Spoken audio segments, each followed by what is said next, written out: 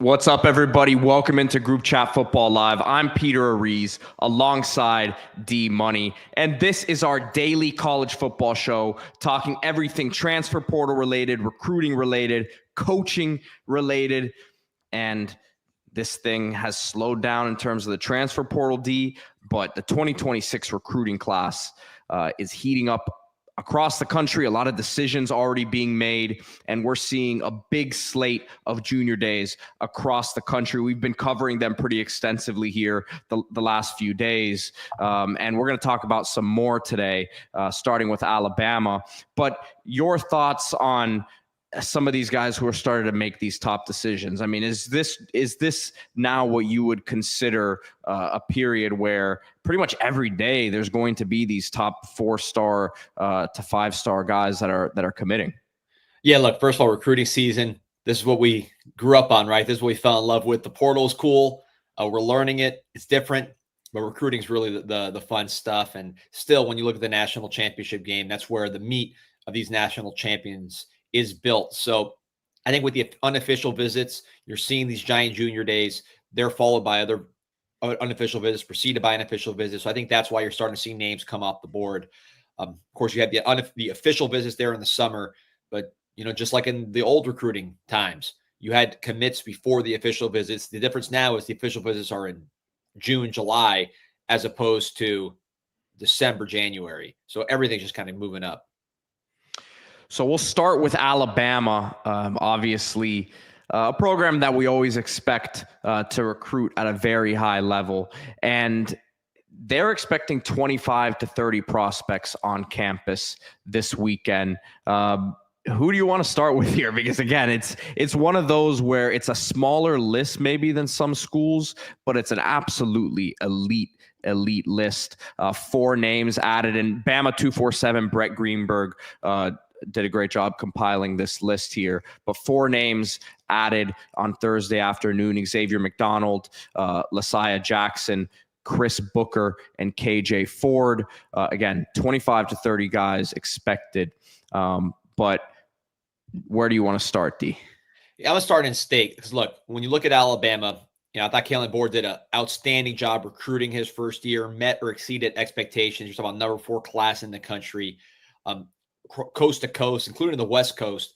Outstanding performance for Alabama. Love the quarterback. He might be the best quarterback in the country in Keelan Russell. But one big glaring issue with what he did recruiting-wise is the state of Alabama. So I'm pulling up the 2025 football recruits in Alabama, just looking at the schools: Oregon, Auburn, Ohio State, Auburn, Kentucky, Auburn, Colorado, Auburn, Texas, Louisville, Texas A&M, until you get to the first Alabama logo. So look, they had the number 4 class in the country.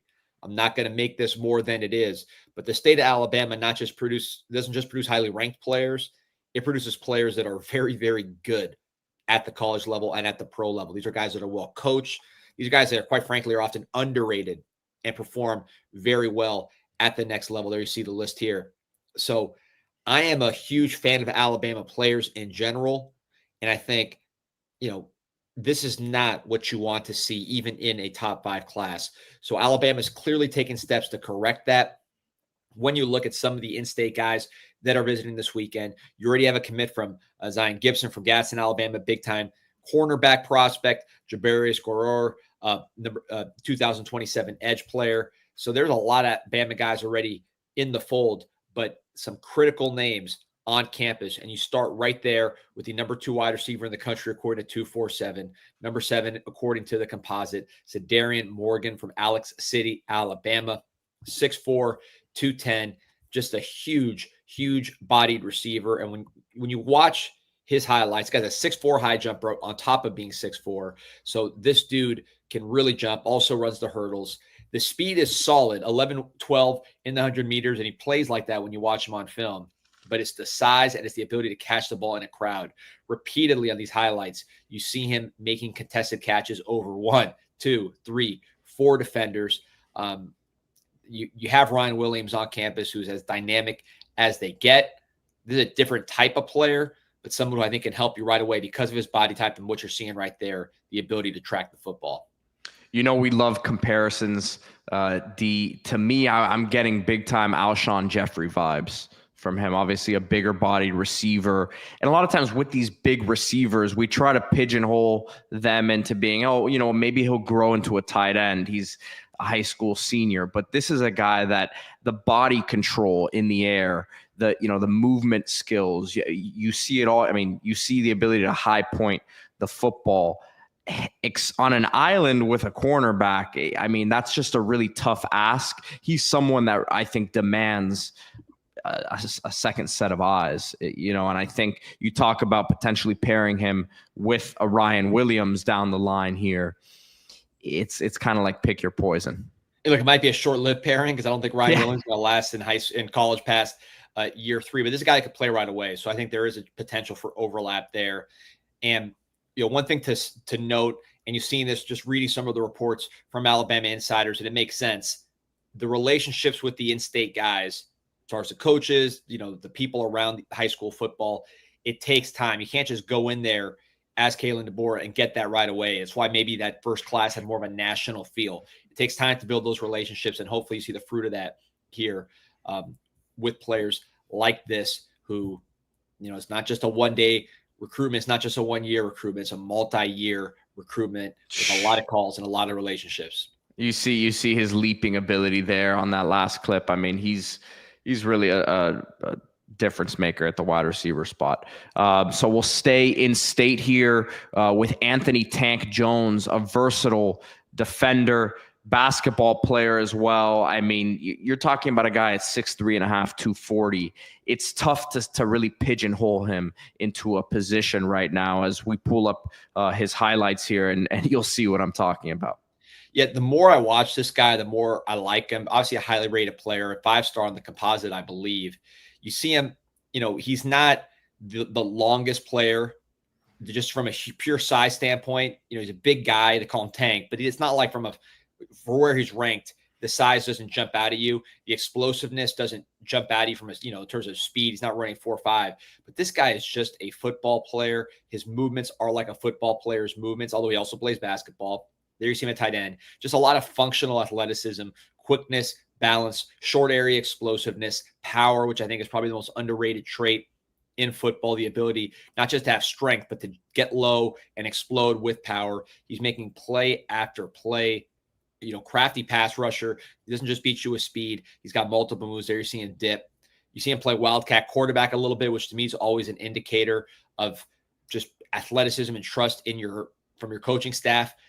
Pete, we always go back and look at the guys that make the first round of the NFL draft, especially guys that are 3-stars that maybe pop over their expectation. Those guys are almost always playing wildcat quarterback on the defense, the defensive players that get drafted. Even Vita Vea, going back all the way to when Tampa Bay picked him, he was playing wildcat quarterback as a 330-pound plus defensive tackle.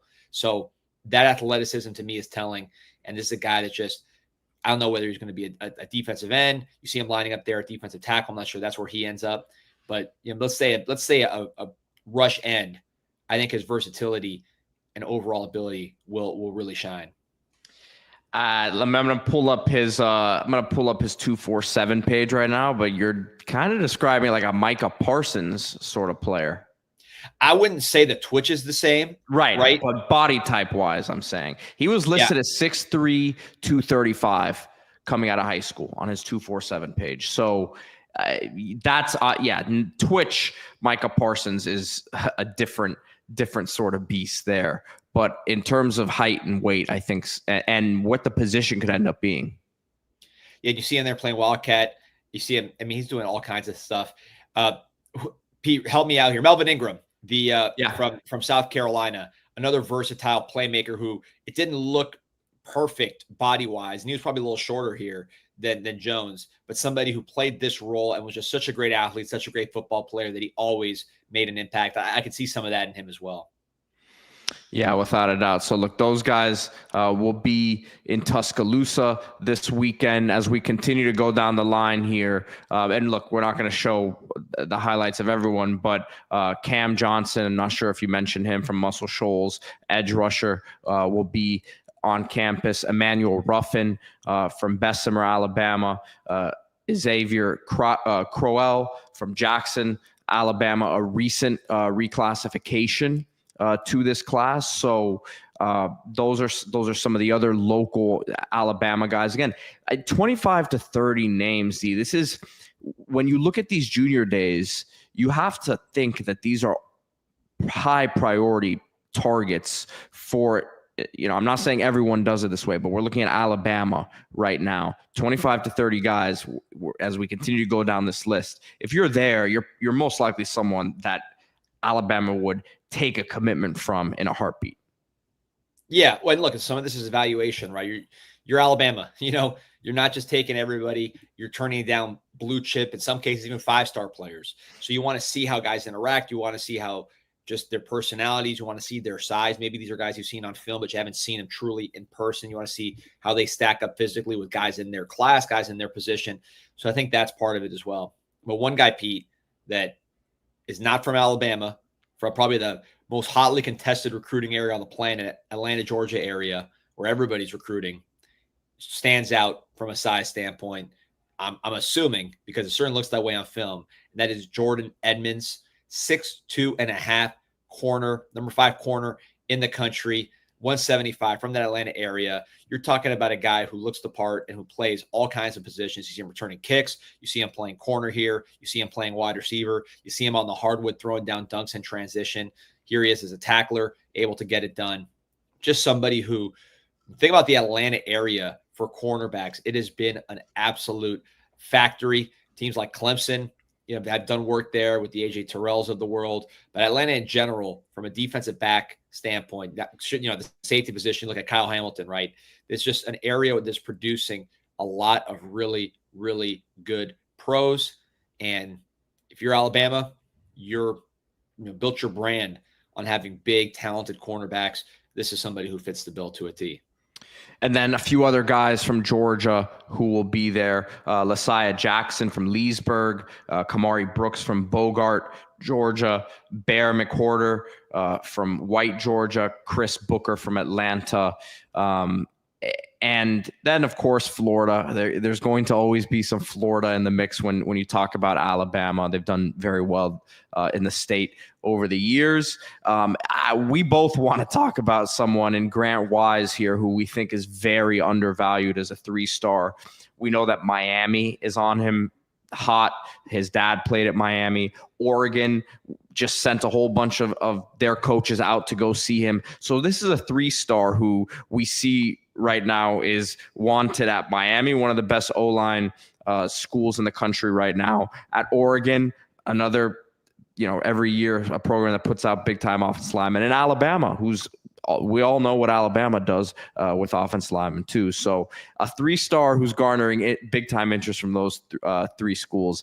I don't know that the rating matches the interest there. Yeah, this is somebody Alabama fans, obviously, you're used to seeing those 5 stars. This might catch people's attention as 3-star. Ignore it. I've been watching this guy since he was a young player. Obviously, his dad went to Miami, University of Miami. He's from Florida, a weightlifting beast, but on the field, even better. I'm just scrolling through his Twitter. You see FSU's coaches in the house. You see LSU's coaches in the house. You see Oregon coaches in the house. Dan Lanning's out there. I mean, you name it. See Dabo Swinney. Every big coach in America, Penn State, is in the house with Grant Wise. Coach DeBoer and Coach Morgan visited him on January 28th in his hometown. You see him playing tackle there, but this is a center all the way with outstanding weight room credentials, great leverage, great technique, and nasty as it gets.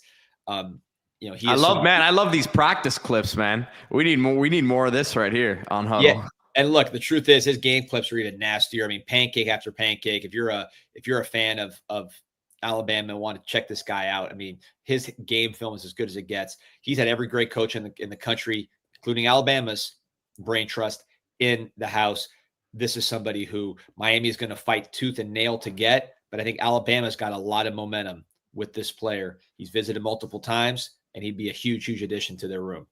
Yeah, you see him there with some of the Oregon coaches. So again, it seems like a guy who once, the springtime here, a lot of these rankings are updated. They go through the camp circuit.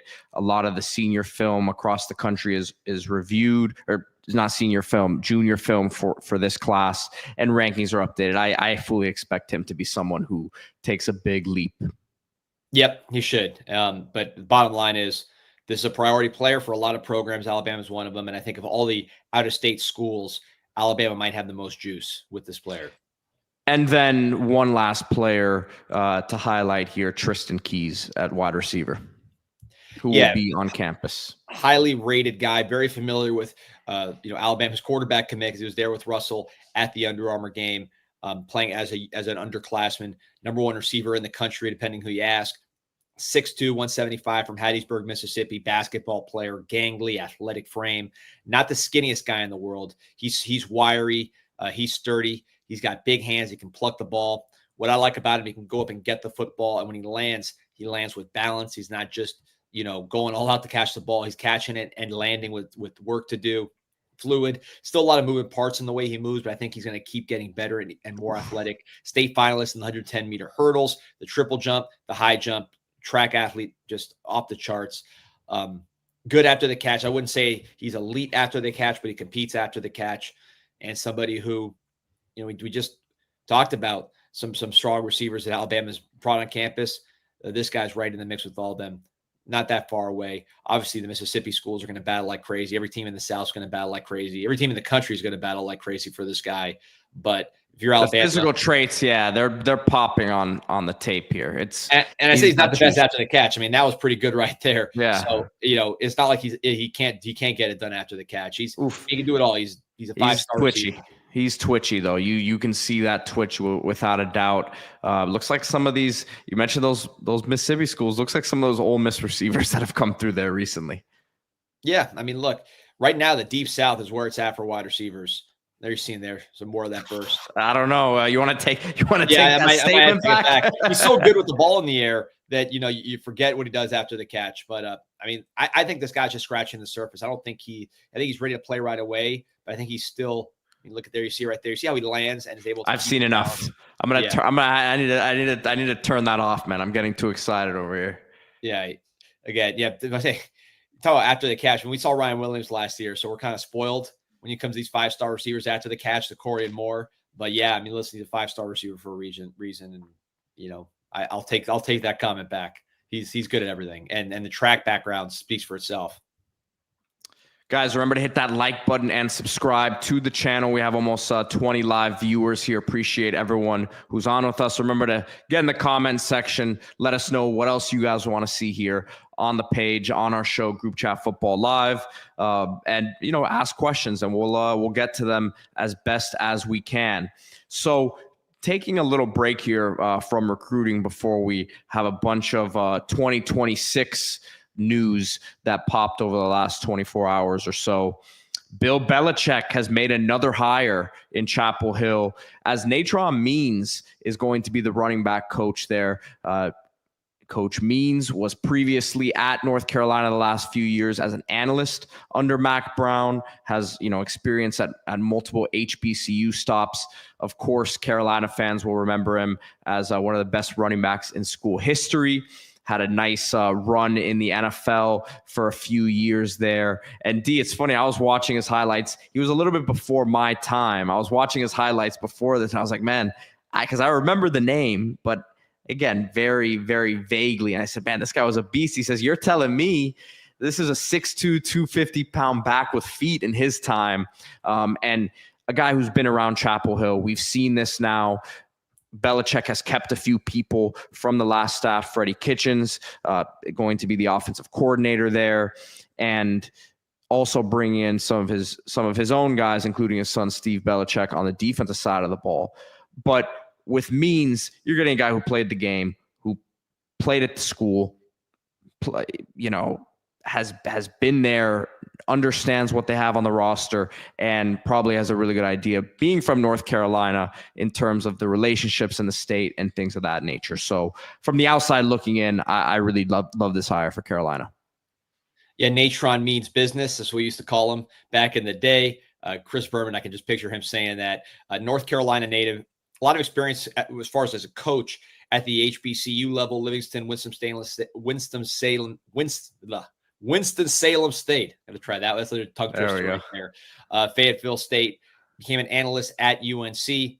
Now getting called up, be a position coach in the Big Show. I think it's a great hire. You look at the balance of the staff. You got Mike Lombardi as a GM, obviously from the NFL. Bill Belichick, obviously from the NFL. His son, Steve Belichick, from the NFL. And then last year at the college level with Washington.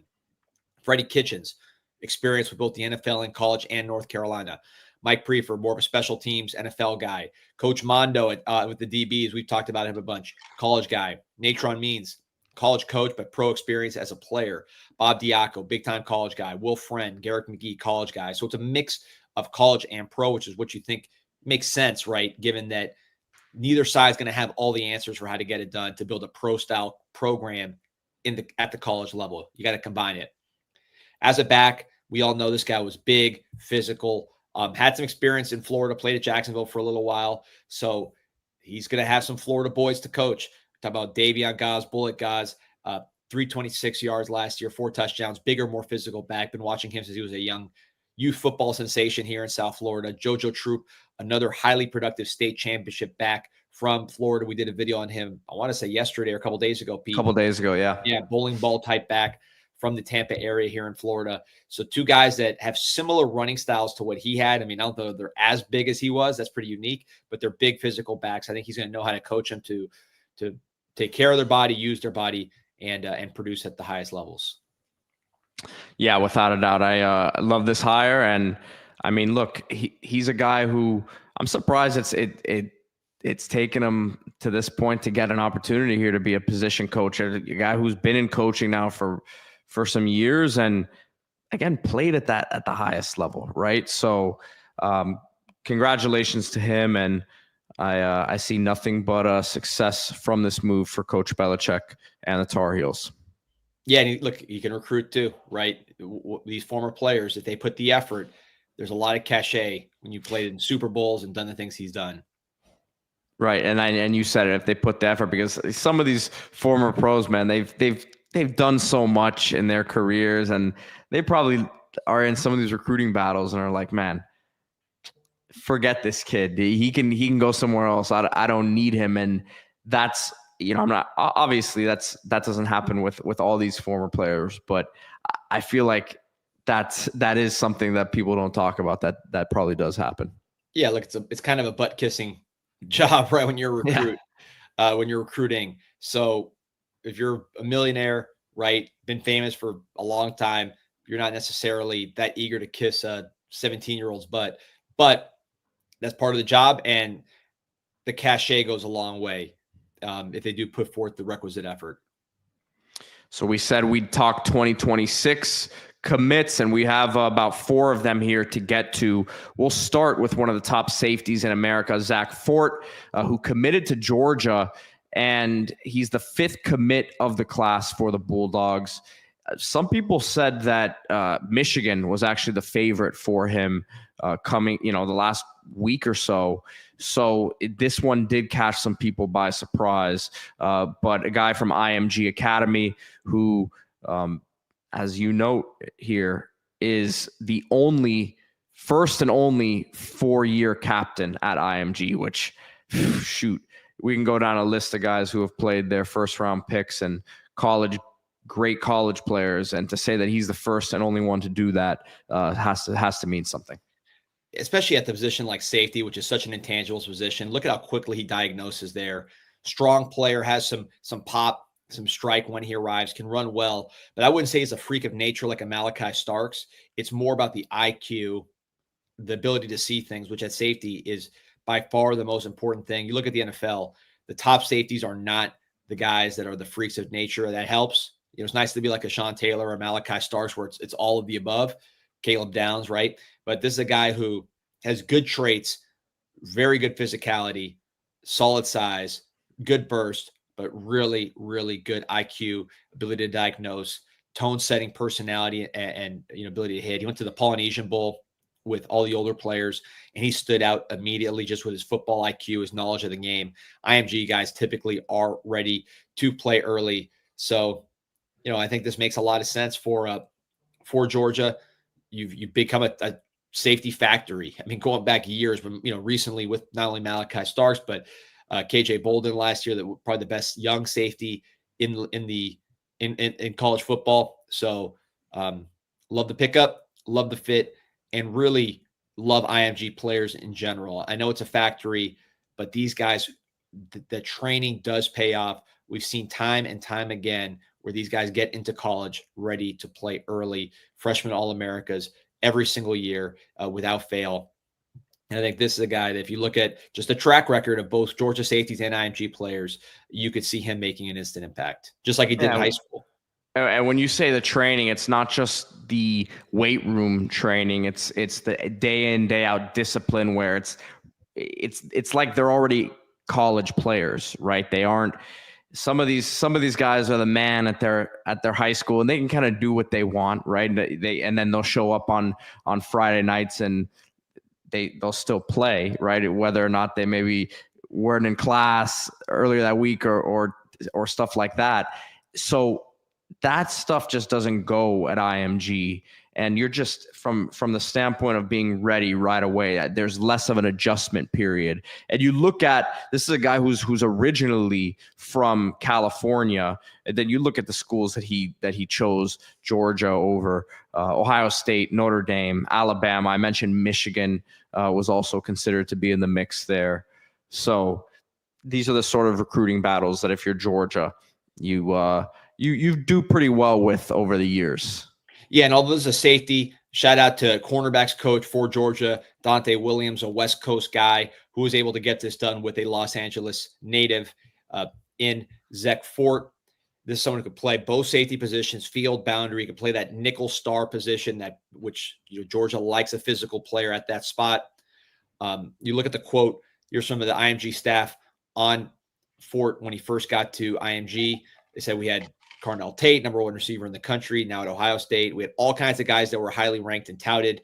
And Fort jumped into the fire one-on-one, jumped into the fire 7-on-7. And even when we didn't know what he was doing it 1,000 miles per hour. And now as you saw those highlights, he knows what he's doing, and he's still doing it 1,000 miles per hour, which makes him a very dangerous player and a guy that, again, I just watching him, having seen some of the other safeties across the country preparing, for this show and really understanding the landscape of what these top 10 safeties look like. If you're asking me guys that are built to play right away, this guy, I know he's a number 8 safety, which is still very highly ranked, but I think in terms of getting on the field early, Georgia's going to have a lot of players now. The competition will be high, but as far as readiness, I think he's going to be closer to the top of that list. Guys, remember to hit that like button and subscribe to the channel.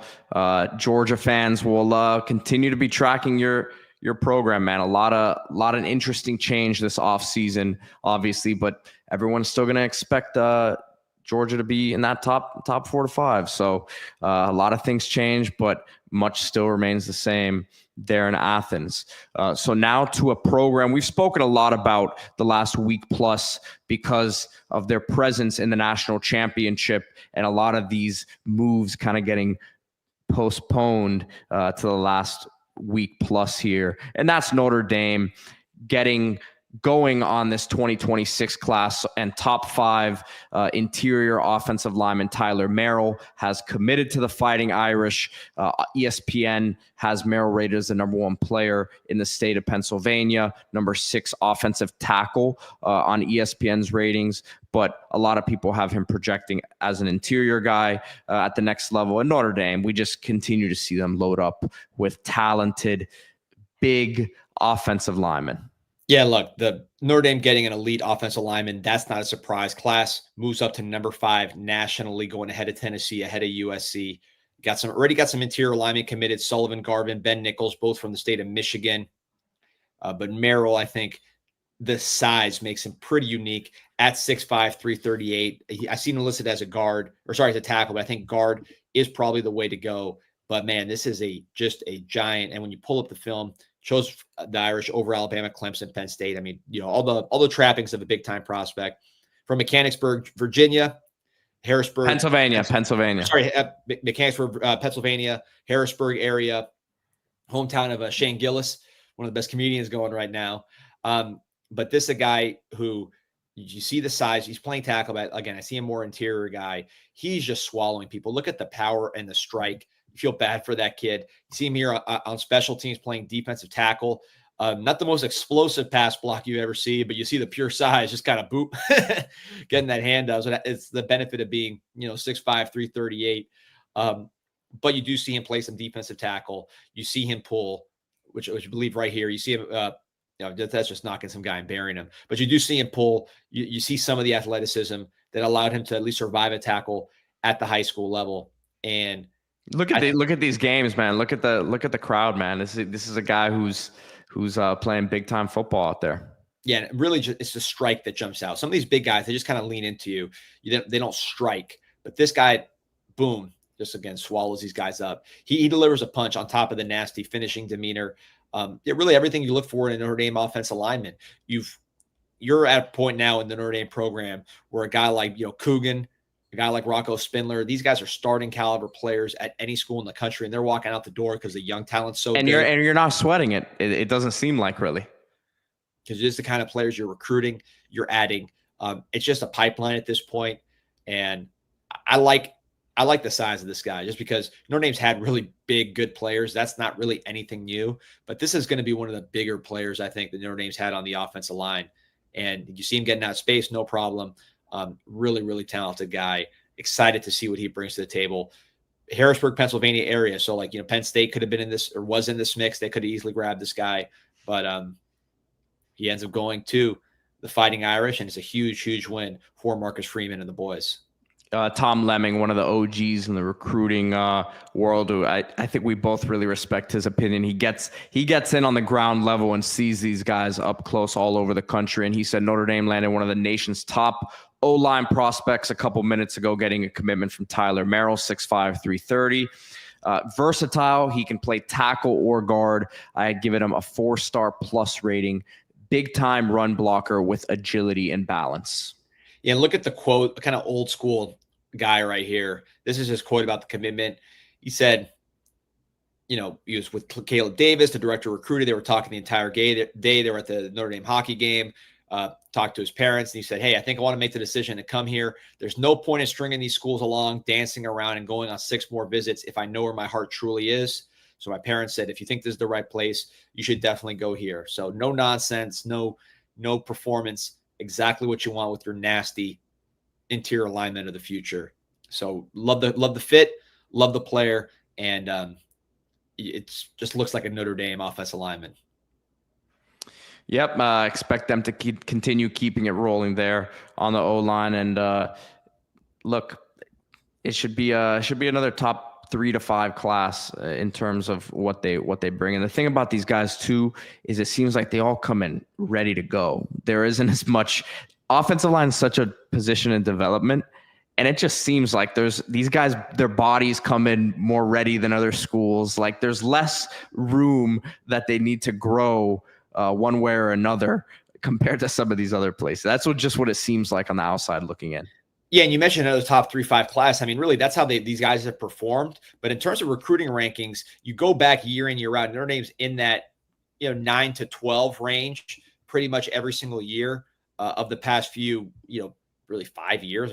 Going back, to 2020, that's where they've been living that range. Even though NFL-wise and college-wise are obviously number 2 team in the country this year, they've overperformed.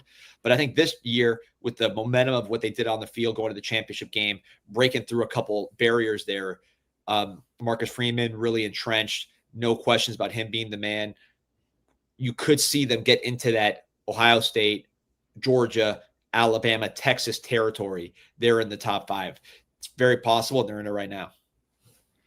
So a program that I don't think we've spoken about here on Group Chat Football Live, the Baylor Bears. It was a huge couple days for them in terms of the 2026 recruiting class. We aren't in the coaching staff meetings, but I would imagine that this was probably the number one priority for them, is locking up these 2 guys that committed, starting with Jamarian Vincent, 4-star cornerback from Waco. So him and wide receiver London Smith. The local Waco guys committed. We'll start with Jamarian Vincent, a 6'2", 165-pound corner that back in October was getting some crystal balls to the Texas Longhorns. So this is a big recruiting win for Baylor. Yeah, highly ranked. You look at Baylor, what they've done in the defensive backfield. Xavier Howard, Jalen Petrie was a safety, but I mean, these are big time players coming out of that program. And this is a big time recruit, top 247 player, played all over the field in high school as a junior, 11 games, threw for 818 yards and 9 touchdowns as a quarterback, ran for over 1,000 yards, 1123 and 5 touchdowns. And that was also outstanding on the defensive end. Played some basketball. The speed doesn't blow you away on the track, only 11.8 in that 24 season, but he plays faster when you watch him in the games, and 6'3". So the height itself is quite unique, kind of has an upright running style. And look, he doesn't get caught. He does not get caught. But you see look at the hands here, one-handing this ball. Yeah. Effortless. And then, again, 11.8, he's not going to be winning too many track meets, but once he gets going, he's got strides, and he can eat up grass in a hurry. And that length is just pretty unique at that corner position. You see him here returning kicks as well. So that's always a good sign that he's utilized in the return game. But again, the length is what really you would say sticks out here. And look, there you see the speed. So he does have it on the field.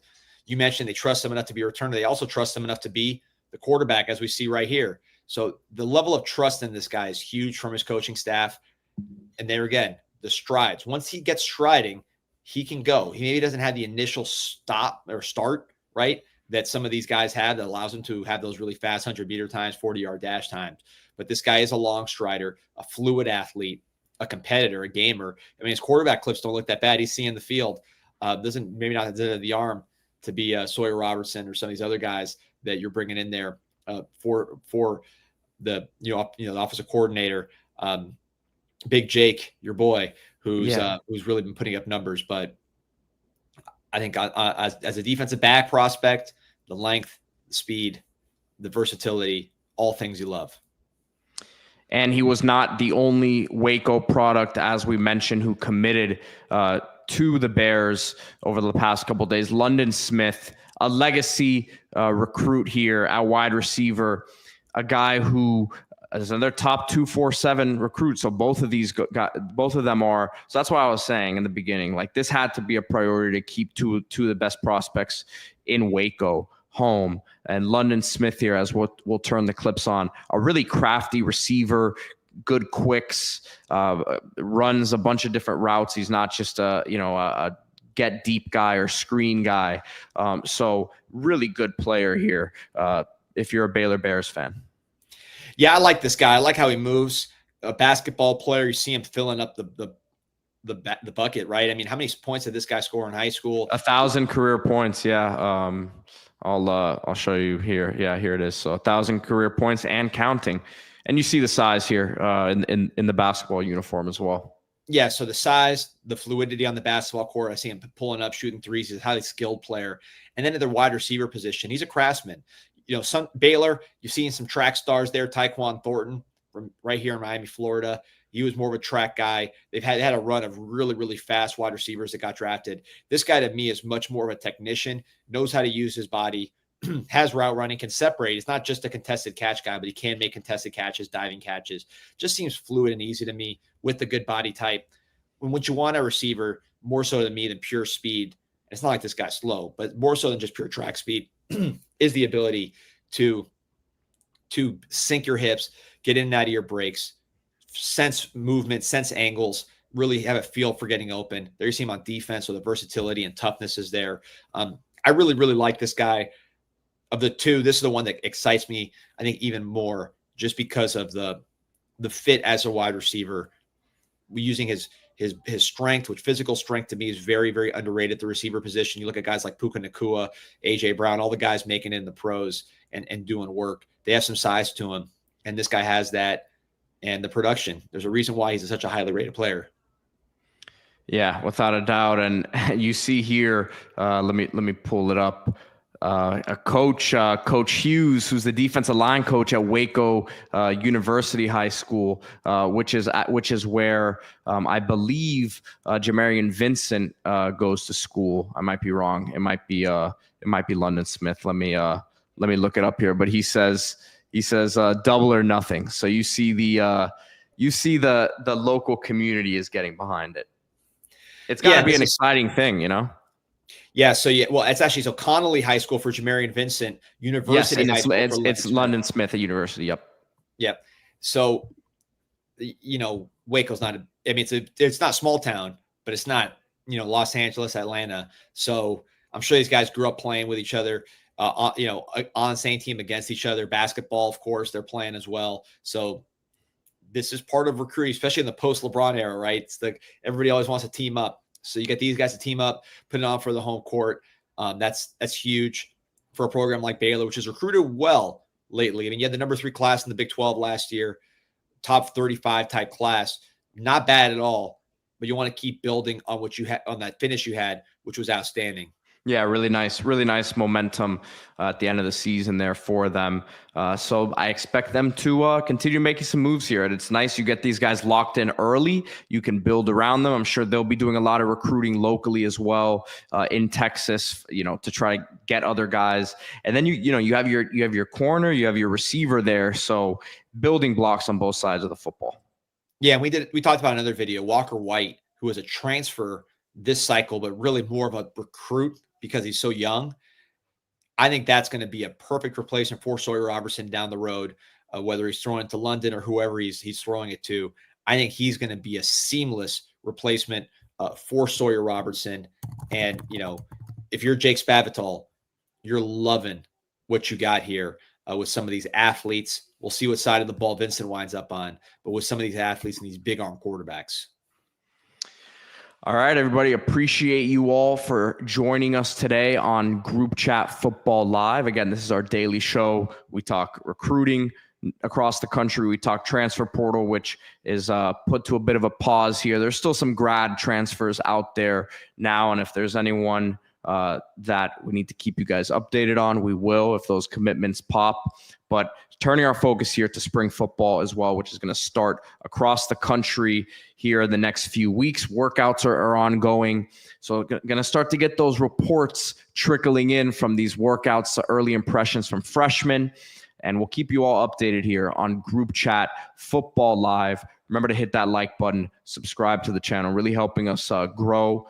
We will see you guys next week. And if anything happens over the weekend, we will have the instant reaction to it. So keep it locked on Group Chat Sports and Group Chat Football Live. See you Monday.